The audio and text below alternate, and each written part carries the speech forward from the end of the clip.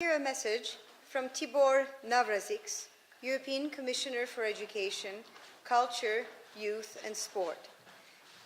The message will be delivered to us by Patricia Reilly. She's an expert in the cabinet of the Commissioner. She's an ex-veterinary surgeon and an expert in emerging technologies, agriculture, bioeconomy, and health fields.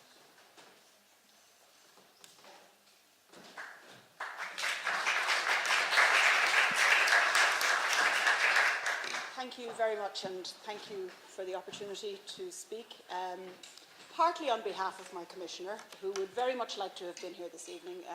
Commissioner Navracsics is responsible for education, culture, youth and sport, but he also has a very large scientific component to his portfolio, and within that job I take care of the Joint Research Centre, the EIT and higher education.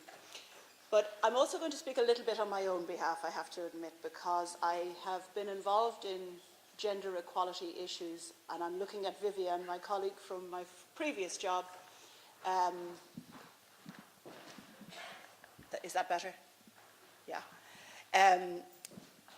Because for me, gender equality in higher education and research has been something that I've worked very hard on over the last number of years.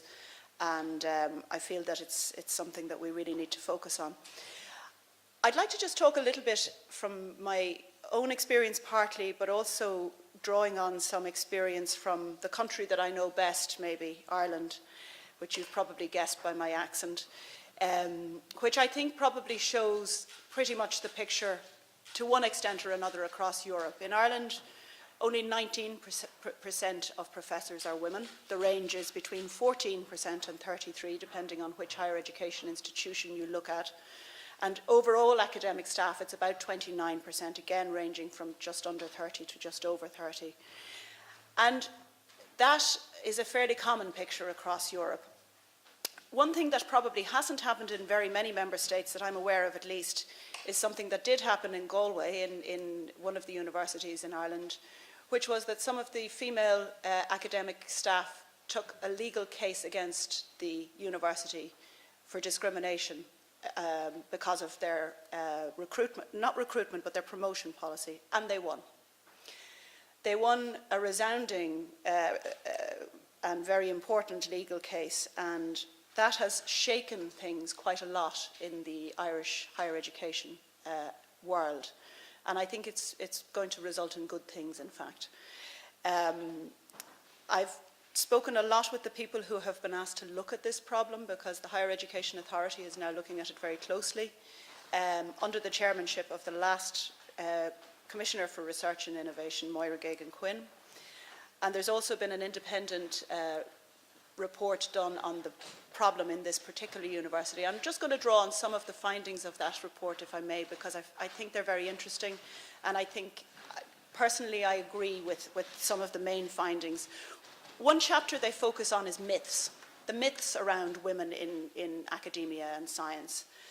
And the first myth that they describe is that it's only a matter of time before women will catch up with men, because we, came to education later, and if you look at the pipeline, there are more people coming through.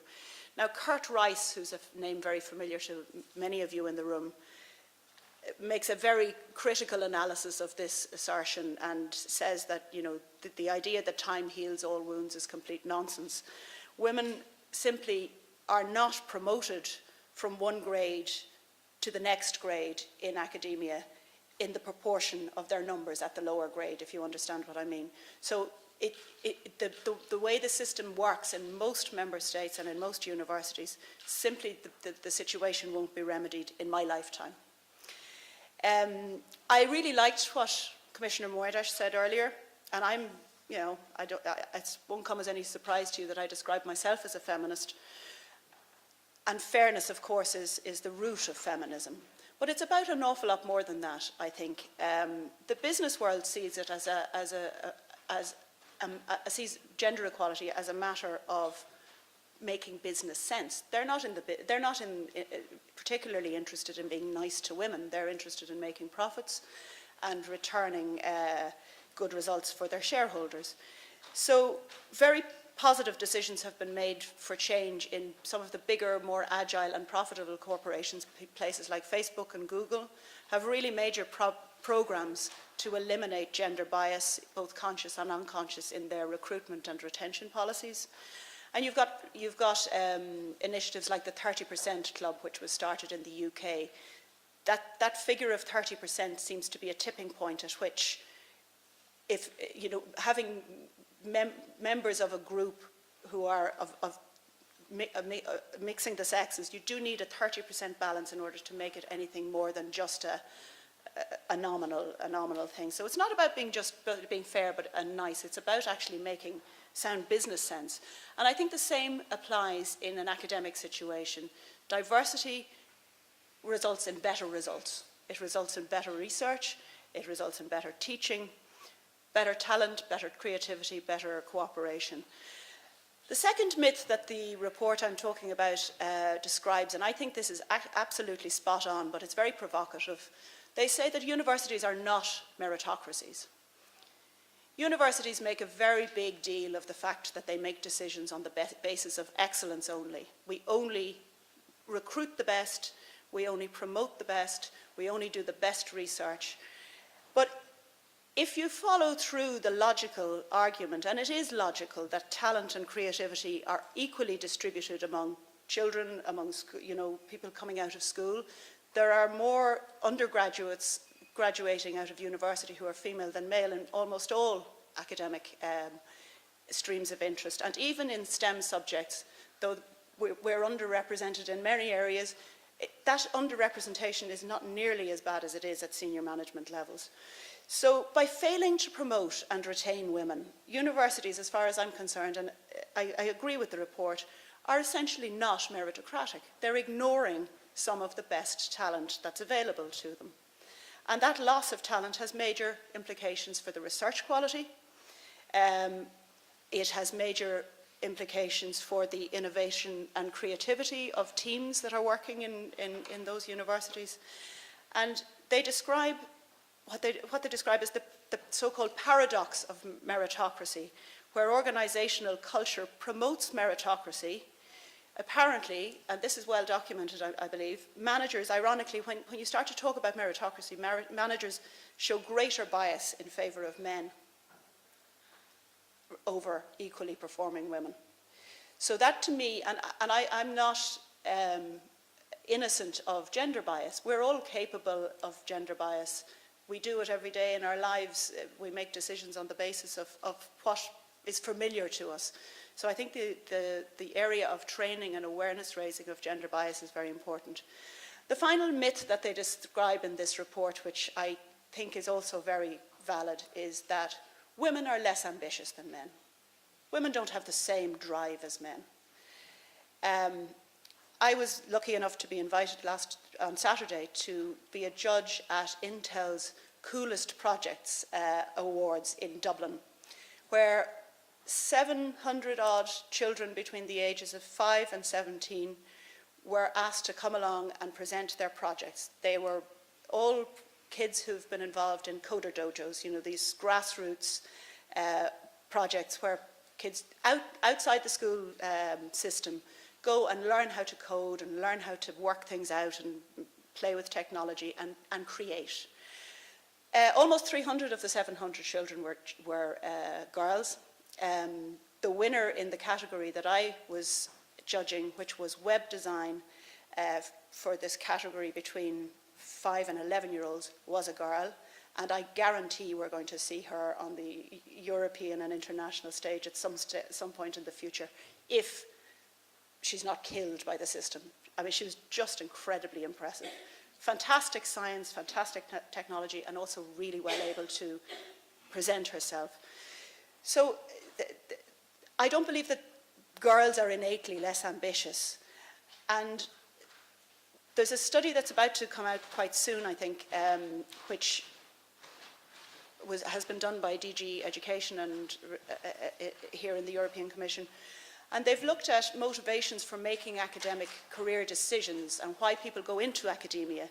And the reasons that men and women choose are very similar, if not exactly the same. So in other words, research is a high priority for those people. Yes, women do identify work-life balance as a priority, but you may be surprised to hear that men do too.